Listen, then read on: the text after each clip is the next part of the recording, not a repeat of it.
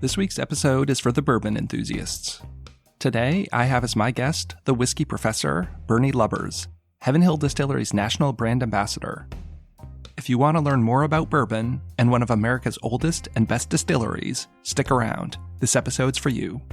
This is Chris Spear, and you're listening to Chefs Without Restaurants, the show where I speak with culinary entrepreneurs and people working in the food and beverage industry outside of a traditional restaurant setting. I have 31 years of working in kitchens, but not restaurants, and operate a personal chef service throwing dinner parties in the Washington, D.C. area. Before we get started here, I want to be transparent about something. If you listened to last week's show, you might know that Heaven Hill Distillery's Bottled and Bond is a current sponsor of this show. But being a sponsor does not guarantee you a guest spot on the show. In fact, it's a rarity here.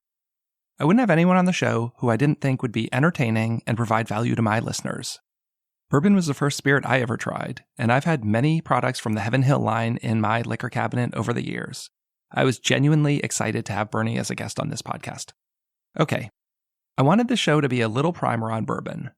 Like many food and beverage products, there are regulated specifications as to what can be called bourbon. On top of that, there's another classification which is bottled and bond. What does that even mean? Bottled and bond goes even further than what bourbon is, and Bernie's one of the champions of bottled and bond. So, obviously, we're going to talk about that today.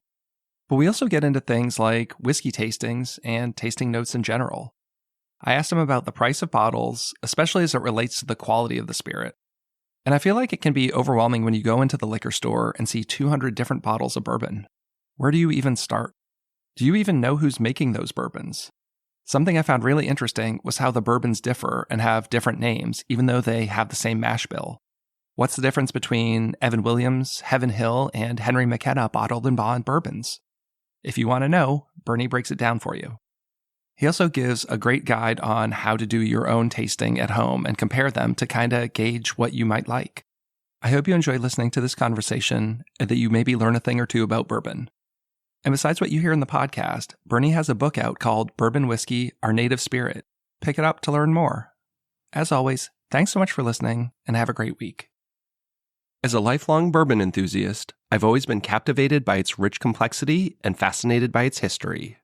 Bourbon was the first spirit I'd tried when I was old enough to drink.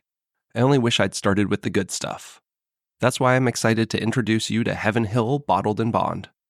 Born from the Shapira family's unwavering passion since 1935, this bourbon's a testament to quality and tradition.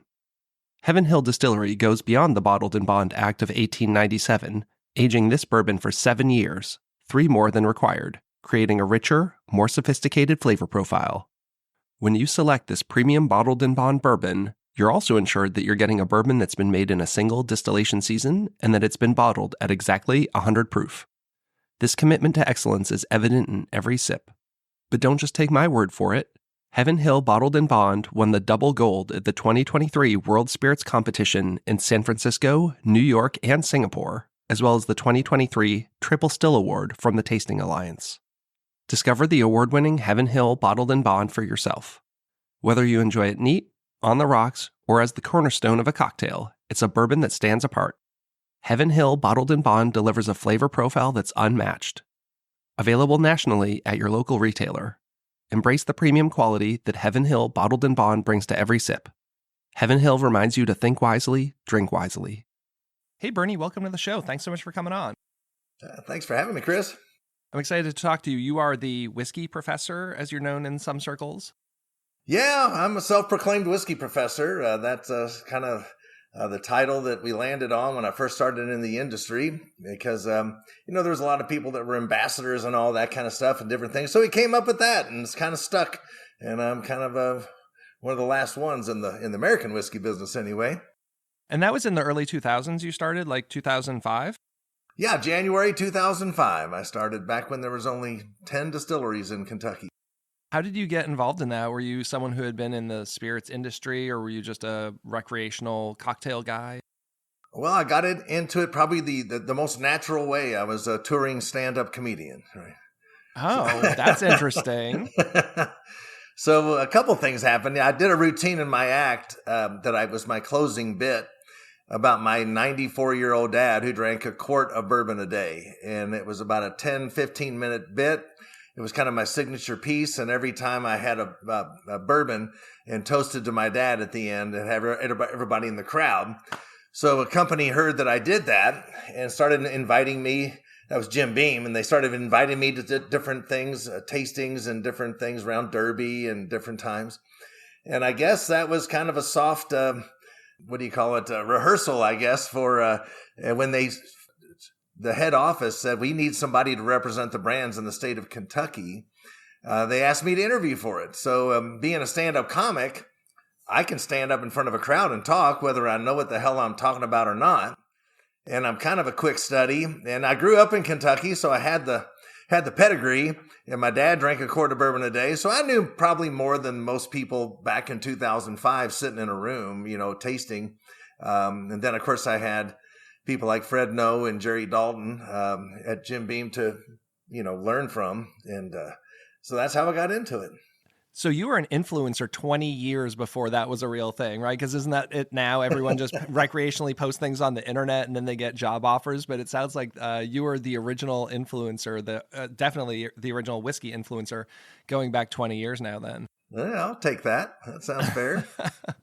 And then, so you've been with Heaven Hill since 2012.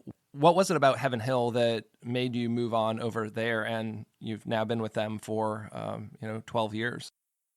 Well, I'm still friends with all the people over at Jim Beam and everything, but you got to look out for yourself sometimes. And I wasn't looking for a job, but Heaven Hill happened to need. They were adding to their whiskey ambassador program. Their ambassador was moving on. I had worked with him at Jim Beam. He had become the ambassador over at Heaven Hill. He was moving on to another position and suggested they talk to me. And we talked and it was something of, it's a family-owned company. That was attractive to me. And the fact that it was, they had these cool old labels and a lot of them were bottled in bond. And I had already established myself as kind of being the bottled and bond guy back in 2006 or so. So that was attractive to me and they lured me away. Well, you mentioned bottle and bond. I want to quick pause there because before we get into that, I think it's important to talk about what bourbon whiskey actually is. I'm sure many of my listeners know, but there are some technical rules that need to be adhered to. So can you give us a very brief primer what makes an actual bourbon whiskey?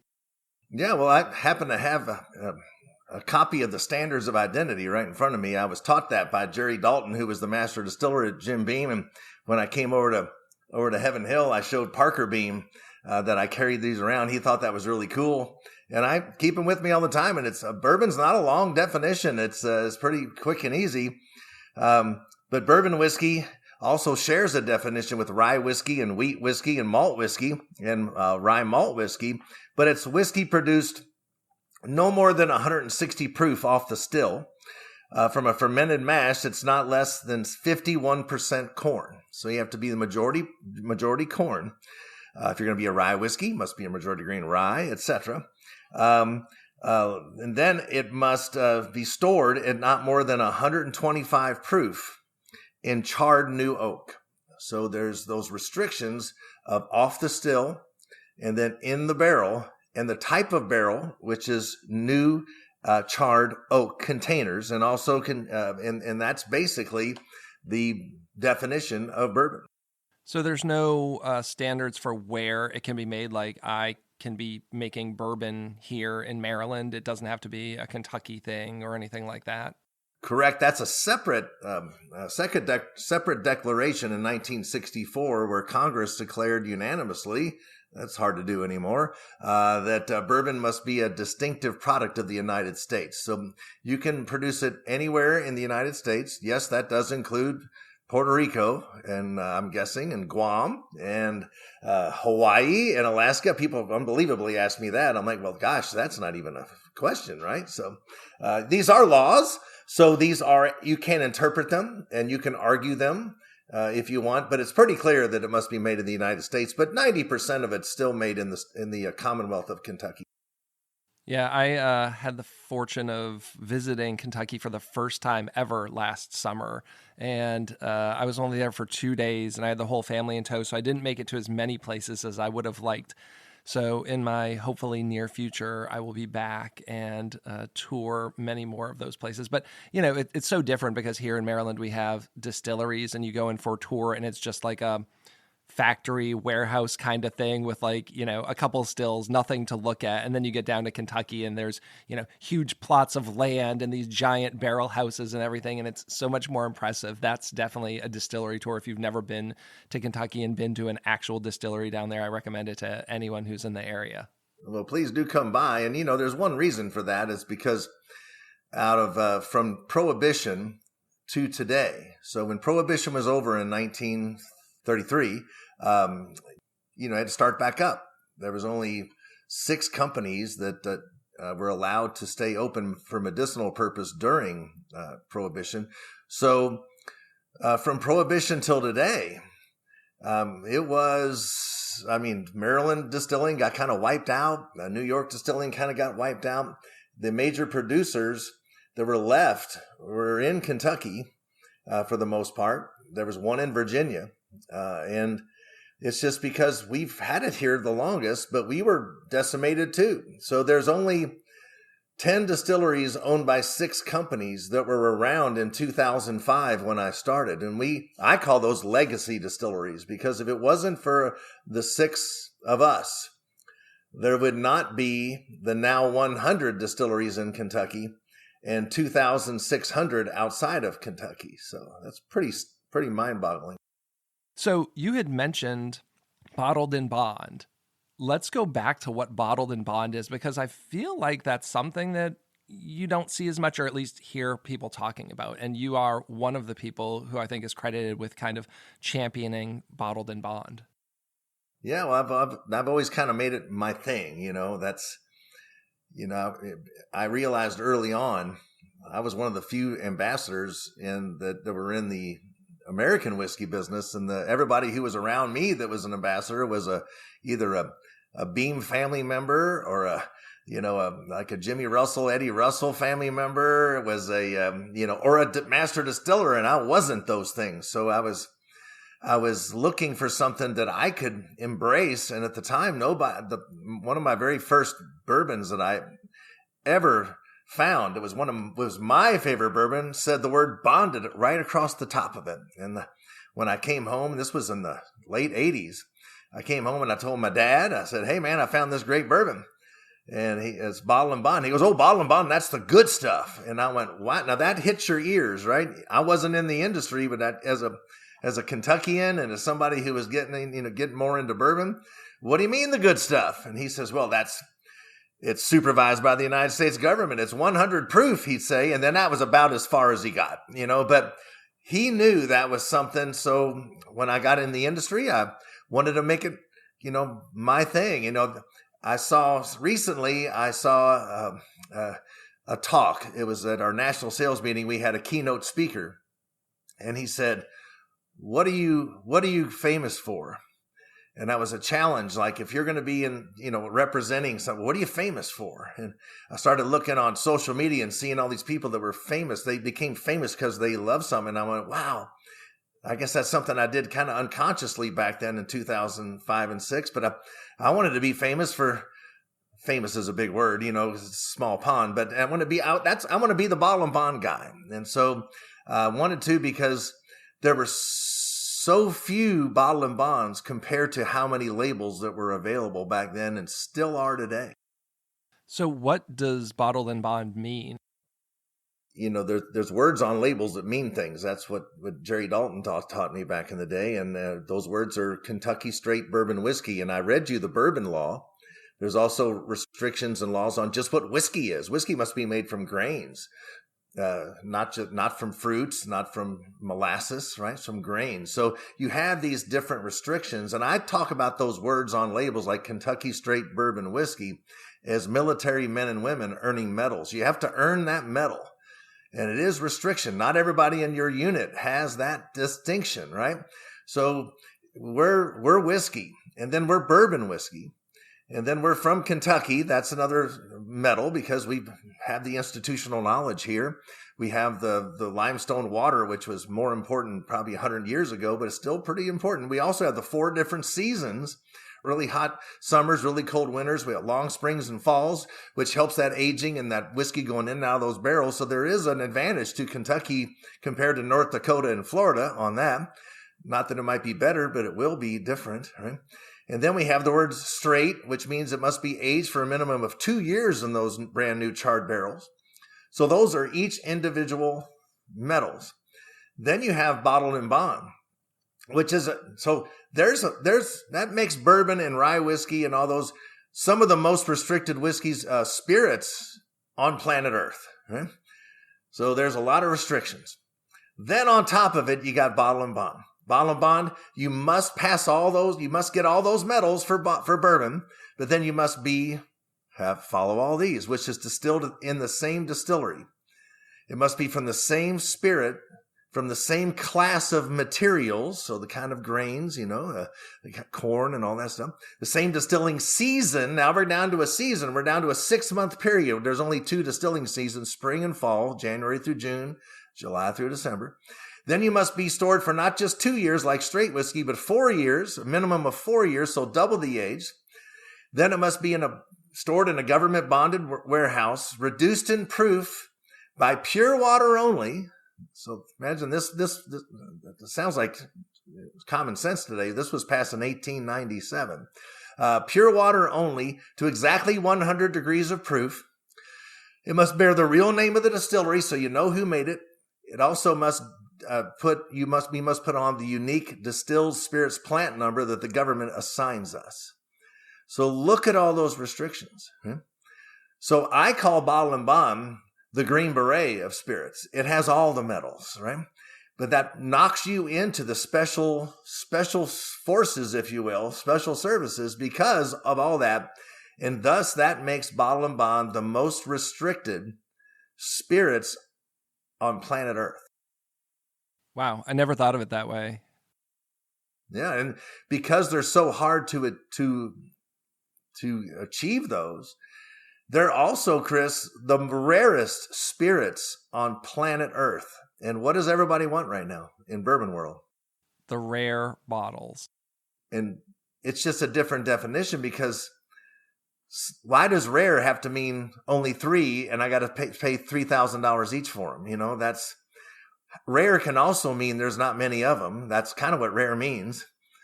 So bottle and bond can be rare, but also available every day. And that's kind of what we have at Heaven Hill. A couple other distilleries have 1 or 2. We have 10.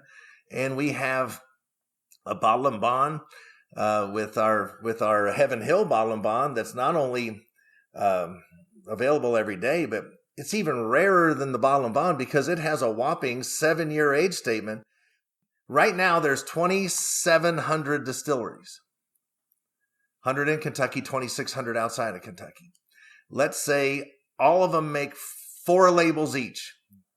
I mean, even smaller distilleries have 3 or 4 labels. Let's just say 4 each. That means there's over 10,000 labels of American whiskey bourbon and American whiskey on the landscape. Of the 10,000 labels, there's only around 100 that have achieved the designation of bottle and bond. It's that hard. That's rare right there. Then, bottle and bond has to be minimum 4 years old. How many are over 4 years old? 10. I think that's high. Sure. Yeah. I think, we've got our Heaven Hill, which is a 7-year bottle and bond. We have Henry McKenna, which is a 10-year-old bottle and bond. We have the Old Fitzgerald Decanter series, which is 8 years to 19 years. Right now, I've only mentioned Heaven Hill products, by the way. So we dominate that landscape. There might be 1 or 2 other distilleries that put, maybe 3, that put an age statement over 4 years old. So they're the rarest of the rare.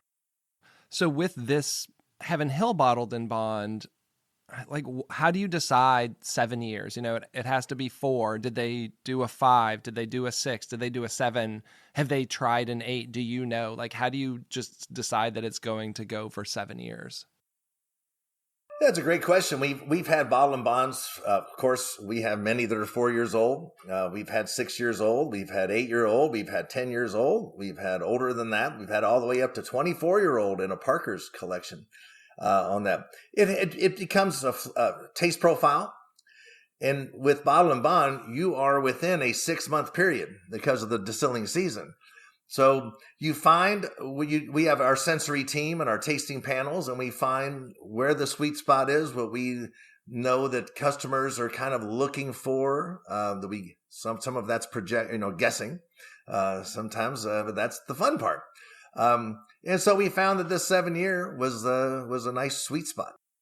So talking about the sensory experience, how would you describe the flavor profile in general of like a well-aged bourbon? Like if someone is new to this, how would you describe a really good bourbon?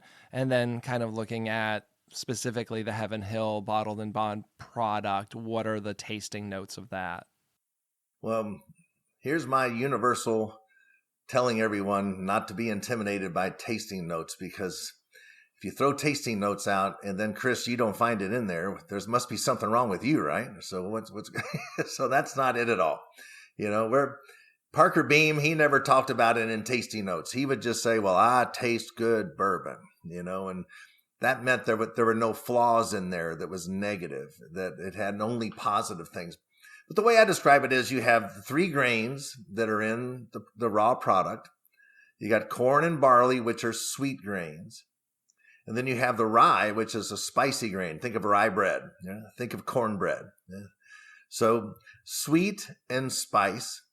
And then from the barrel aging, you get basically 3 tasting notes of vanilla. There's 6 different vanillins in a barrel. When we char the inside of the barrel, it brings the natural sap and the sugars from that wood up to the edge of that barrel. And that's where a lot of that red line, it's called a red line. And that's where the whiskey goes in and out of, that picks up the color and the flavor. And that is vanilla, honey, and caramel. Then, of course, if it's over 6 years or so, I'm going by the old timers telling me this that have been with the distillery for 30, 40 years, says it takes 6 good years to get really, think of a new barrel as a magnifier of flavors. So you magnify those vanilla, honey, and caramels, but after 6 years, you get some oak influence. You're really going to taste some of the wood. But we don't want it to taste like a dirty old stick, as our master distiller Conor O'Driscoll will say. Don't want that. So that's what you're going to taste. Vanilla, honey, and caramel, sweetness and spice. Then everything else in the middle. That's your building blocks of a tasting. But the mortar, all the mortar in between that holds it together, is your individual experience from your mom's cooking, from your school lunches, to your dad's grilling out, to your grandparents' holiday meals, to the smells and tastes of your childhood and adulthood.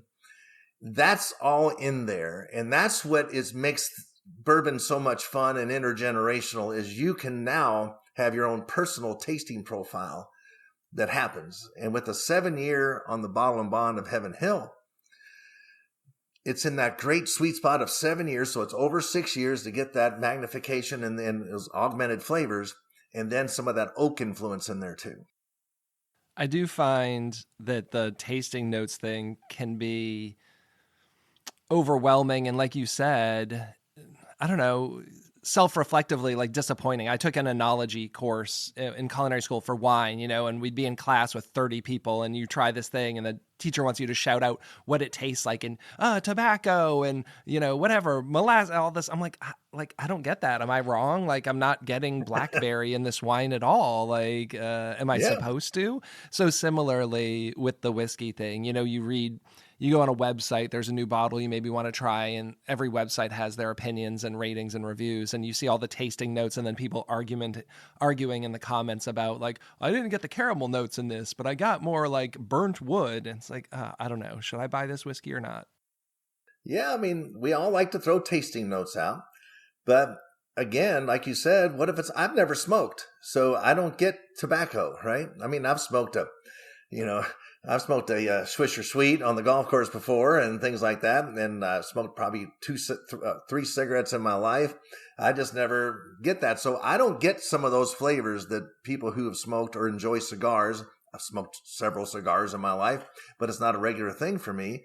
But that doesn't mean that they're not tasting it. And that's okay. But that's their experience. And so the best way to do it is, of course, why we do tastings and whiskey festivals and bourbon festivals is so that people can come up to the tables and talk to us. And then when you can go, and when you go to your local bourbon bar, you can get a 1 ounce pour or 2 ounce pour of it, give it a chance, and then go and buy it. You know, there's ways to not have to go buy a whole bottle before you taste it and sample it. There's great ways to do it, more fun ways to do it. How many bourbons do you think you've tried in your lifetime? Do you have any idea? Do you keep track of things you've tried? Oh, no. I'm sure it's thousands, you know, on the innovation team. Yeah.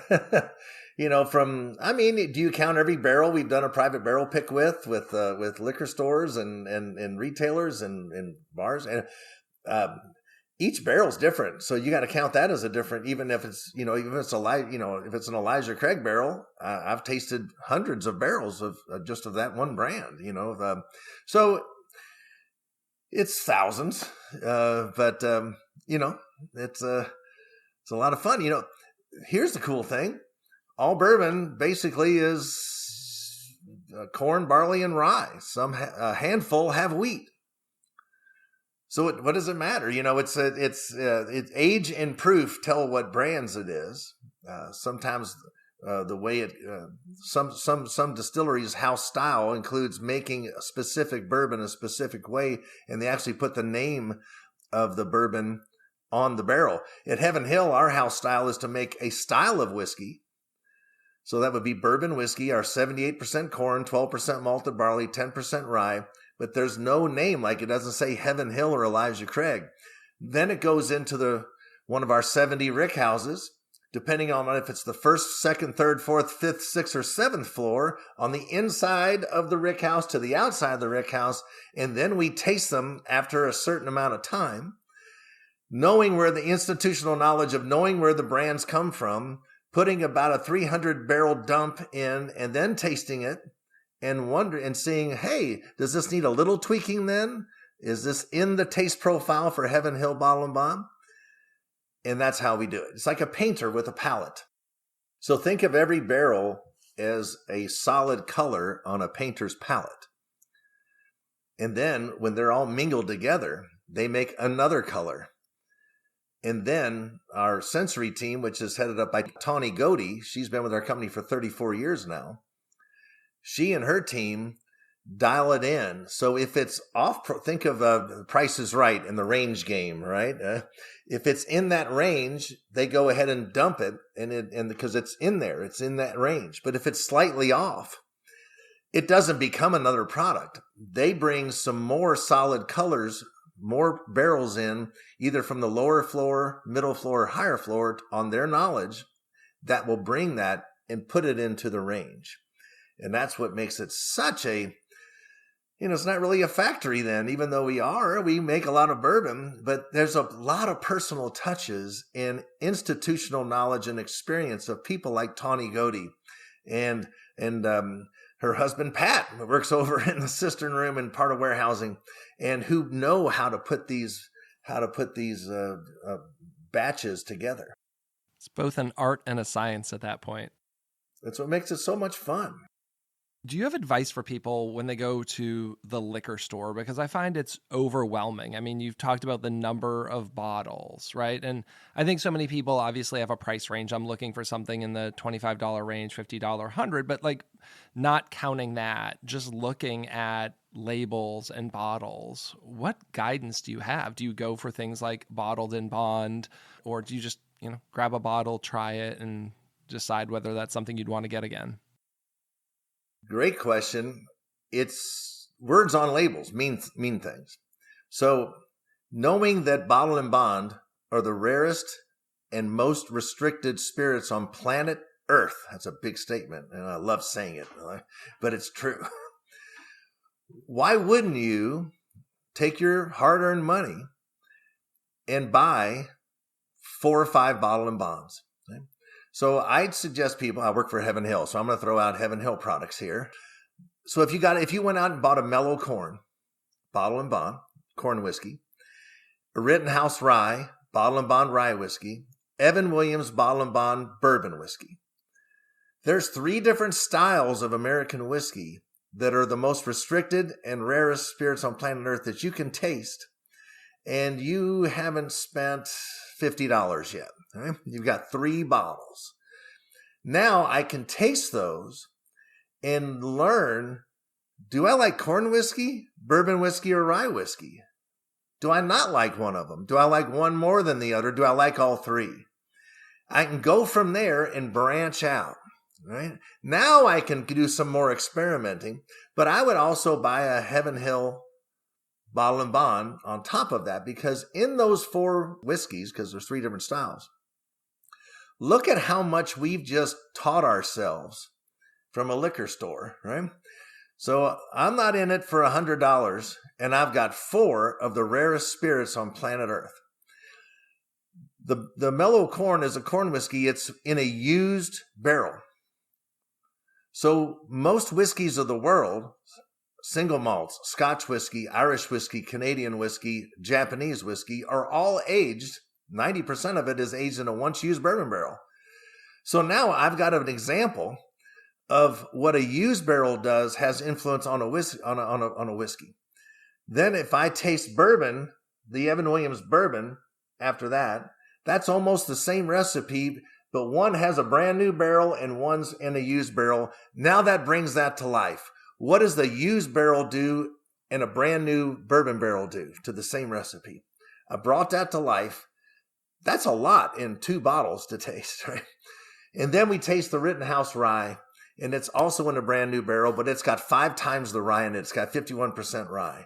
So wow, those 3 whiskeys alone. Then I go back and I revisit the Evan Williams bottle and bond. That's 4-year-old traditional bourbon whiskey, and Heaven Hill bottle and bond. Now that brings to life what 3 additional years does to the same exact whiskey. The bourbon whiskey in Evan Williams and the bourbon whiskey in Heaven Hill are the exact same. Exact same recipe, comes off still the same, goes in the same number 3 charred barrel, goes in the same rick houses, but one's 3 years longer. So here's what a brand new charred barrel does, that from 4 years old to 7 years old. And then I can see, wow, that really brings to life what 3 more years does. Then if I wanted to go buy a Henry McKenna, right? That's a 10-year-old, also the same whiskey. Now I've got those 5 different bourbons, brings to life 4-year-old, 7-year-old, 10-year-old to the same exact whiskey. I can find where my sweet spot is. I can find, if I like more oak, I can get that. But if you like that lot of oak, it's kind of hard to get Henry McKenna. So that's where the 7-year-old bottle and bond comes in, because that's on the shelf almost every day. That's not an allocated item like Henry McKenna. And that's the power of this Heaven Hill bottle and bond. It's the rarest of the rare. It's got a lofty age statement on it too, but it's available every day. But those 5 whiskeys will really be my map to show me the next time I go into the liquor store and I see 300 bourbons, I've got a much better game plan than I had a week ago. I think that sounds like a fun party game, is to just pick up those 5 and do a tasting with your buddies. That rye, I don't buy any other rye other than that. And I think, it's easy to sometimes base your opinion on price. And I was just stunned, because it's a reasonably priced rye. And you would think, oh, I guess I should probably, if I want a good bottle, spend $50 and not $25. But I am 100% pleased with the Rittenhouse rye and rarely buy anything other than that. And I think that's an amazing one. I always have that in my liquor cabinet at home. And I want to kind of talk about pricing, because these days a lot of people talk about certain elusive bottles, right? You had said something about like the $3,000 bottle. People are paying, $900 for bottles. Is this all nonsense and signaling and flexing and saying, I have this bottle? Because in blind tastings, these pricier bottles don't necessarily perform or rank better if you go to a spirits competition. So is it all nonsense and just kind of say, I got this bottle of this thing that nobody else has? Like everything else, there's not one answer to that. Sure. Of course, there's a lot of flexing. Of course, if you're going to say I've got every Parker's that's ever made, or I've got every decanter of Old Fitzgerald, and there's other unicorns at other distilleries that people go nuts over, Pappy Van Winkle and Blanton's and all this stuff, and a lot of it is flexing. Like, hey, look what I've got. My thing is, I'm like, look at all these bourbons that you overlooked that I've got, that you don't have, that are so good, right? So I mentioned like those those unicorns, that's gold dust. And everybody wants to grab gold dust, right? And I say, you should always grab gold dust when you see it. But you're stepping on bricks of gold to reach the gold dust. So pick up the brick of gold, pick up the Rittenhouse Rye Bottle and Bond, pick up the Heaven Hill Bottle and Bond, and put that in your cart too, because the bricks are worth more than the dust. I'll try some of the gold dust on someone else's dime. One of the things that I've been fortunate enough as a personal chef is like I go to people's houses and quite often they want to break out some of these bottles. I did a party around Christmas time where this man, he had a whole whiskey room in his basement and he had easily 20 bottles alone of everything from the Van Winkle line, right? And was just like, what do you guys want to drink tonight? It was like opening bottles. It's like, if you're opening a bottle of some Pappy that I've never had, I'll sure take some of that. So, spoils of war, whatever you want to call that. Well, talking about consuming straight bourbon, we'll maybe talk about cocktails a little bit. How do you decide whether you're going to drink it neat, maybe do an ice cube or a few drops of water? Is it personal preference, or is there a way to kind of decide how to best consume something? And maybe thinking about like the Heaven Hill Bottled and Bond in particular, is there a best way to try that, or try all three and see what works best for you? Well, that's with cocktails, Bottle and Bond is kind of the go-to of a cocktail bar. Go to any cocktail bar in your city, and they will be pouring cocktails from 100 proof Bottle and Bond, because being at the lowest a bourbon can be is 80 proof. A Bottle and Bond must be 100 proof. So that higher proof will stand up. If I'm making a rye Manhattan and a bourbon Manhattan, and they're both 80 proof or 86 proof or 90 proof, they're both made with rye, barley, and corn. Right? Rye bourbon and bourbon whiskeys, same 3 grains. Well, because it's a lower proof, and then I add the sweet vermouth into each one, I add ice and then stir it, which becomes water and waters it down. That's part of the cocktail. And put the couple dashes of bitters in. The nuances of a bourbon and rye might go away, and I might not be able to tell the bourbon Manhattan from the rye Manhattan. But if I make one with Rittenhouse Bottle and Bond and one with Evan Williams Bottle and Bond, the rye and bourbon, and that 100 proof stands up and it raises its hand and says, hey, I'm the rye Manhattan and I'm the bourbon Manhattan. So that's the advantage of Bottle and Bond, is you can really tell the difference in the cocktails of what you prefer and which style of whiskey you want it in. And the 100 proof, which happens to be a proof gallon, which is what we pay to the government. It always comes down to money to the government, right? That's why the 100 proof was chosen. But it works out really good for cocktails, but it also works out good drinking something neat. So it's not barrel proof. It's at 100 proof, which is still a good, sizable, nice proof that I can taste. And if it still's too strong, which you make the face, right? You make the wincy face, right? That's going to be too strong. Add a little bit of water and find where you like it. Experimentation. Right. That's the fun. That's having people over, let's experiment. It's going to be different for each person too. So just because you like it at 100 proof and I like a little water in it doesn't mean you're right or I'm wrong. I do think that's where a little whiskey snobbery comes in. You know, people want you to try things neat first. And I'm not opposed to that, but quite often they'll say, oh, this is a good bourbon. Don't add water to it or don't add ice to it. But I find that a little opens it up sometimes in ways that are beneficial to the spirit. Absolutely. Drink it how you like it, but know why you like it. Do you see any trends? I do follow trends, and are there trends in bourbon right now or things that you're kind of paying attention to that are maybe evolving? Oh, sure. There's been lots of trends. When I started, there wasn't much bottle and bond around. It took years and years and years of being Johnny Appleseed of the bottle and bond world to spread the love. And now a lot of people are being that's now becoming more and more of a thing, but it's hard to achieve. So there's still not many out there, but there are 10 times more bottle and bonds out than there were when I started. When I started too, people didn't want anything that was too strong. Well, we have a product called Fighting Cock Bourbon. It's 103 proof, and people go, "Oh wow, 103! It's only 3 more points over a bottle and bond." And they make us, "Oh my God!" Even bottle and bond back then, 100 proof. Oh my gosh! Now look at all the barrel proofs that people gravitated towards. When I was at Jim Beam, they were one of the first to come out with a distiller's masterpiece, which was finished in a cognac or a sherry barrel. And look at the finishes that have come out and all the toasted barrels that have come out. Those are trends that are still around and being done.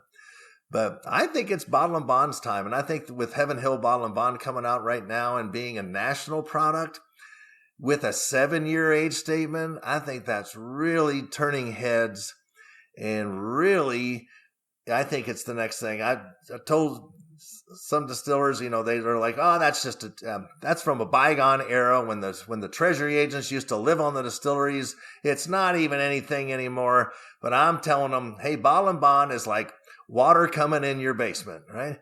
You can put towels down, but the damn floor is going to get wet. So you're either going to be with it or you're going to be washed away in it. You're going to be behind the curve. Well, besides being a stand-up comedian, is there any advice you have for people who maybe want to break into the spirits industry and do something similar to what you're doing? You go to every event you can. You go to every distillery event. If there's one particular distillery you like, go to every single tasting they do. Go to every event that they put on. Go talk to the people who work at the distillery and the distributors that represent the distilleries and say, "Hey, I love this. One day I'd like to get into the industry." And if you're known to going, gosh, Chris comes to every single thing we do. We're now looking for an ambassador. We're now looking for somebody to be on the sensory team or whatever. Well, Chris, he's at everything we do. He's at everything. Oh my gosh, you're on a short list all of a sudden. And then after you're on a short list, it's up to you to get the interview. But, you just want to get on a short list of 3 to 5 people that they're thinking of. And that's the way to stay top of mind to people. All right. That's great advice. Well, is there anything you want to leave our listeners with today before we get out of here? Well, this bottle and bond, it's, I still want to have resonate that it is the most restricted and rarest spirits on planet Earth. So why wouldn't you want every single one?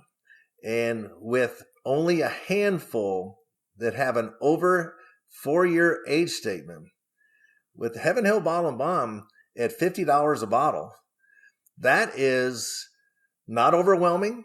And that is something I can put into my everyday sipping neat, enjoying in a cocktail kind of experience. And then after that, you can branch out after that. But I think that's the power of Heaven Hill Bottle and Bond, and having our name on the label is something we're really proud of, on a national platform. And I definitely think I need to go pick up a couple other bottles and do one of those side-by-side tastings. I do think that's a really great idea. And again, the price point on all of these bottles makes it very reasonable that you could pick them all up for, $100 or so, give or take, for like 5 bottles. Absolutely. Well, thanks so much for coming on the show. It's been great having you today. Chris, thanks for having me. I really appreciate it. And I always love talking about bottle and bond. And to all of our listeners, this has been Chris with Chefs Without Restaurants. Thanks so much for listening and have a great week. Over the past 30 years, the world of the personal chef has grown in importance to fulfill dining needs. While the pandemic certainly upended the restaurant experience, it allowed personal chefs to close that dining gap. Central to all of that is the United States Personal Chef Association. Representing nearly 1,000 chefs around the US and Canada, USPCA provides a strategic backbone for those chefs, including liability insurance, training, communications, certification, and more. It's a reassurance to consumers that the chef coming into their home is prepared to offer them an experience with their meal. USPCA provides training to become a personal chef through our preparatory membership. Looking to showcase your products or services to our chefs and their clients? Partnership opportunities are available. And there's a new member special on all membership levels. Save $25 to $75 by using promo code SPRING2024. Special veteran pricing and payment plans are available. Call Angela today at 1-800-995-2138, extension 705, or email her at aprather@uspca.com for membership and partner info. You're still here? The podcast's over. If you are indeed still here, thanks for taking the time to listen to the show. I'd love to direct you to one place, and that's chefswithoutrestaurants.org. From there, you'll be able to join our email newsletter, get connected in our free Facebook group, and join our personal chef, catering, and food truck database so I can help get you more job leads. And you'll also find a link to our sponsor page where you'll find products and services I love. You pay nothing additional to use these links, but I may get a small commission, which helps keep the Chefs Without Restaurants podcast and organization running. You might even get a discount for using some of these links. As always, you can reach out to me on Instagram at Chefs Without Restaurants or send me an email at chefswithoutrestaurants@gmail.com. Thanks so much.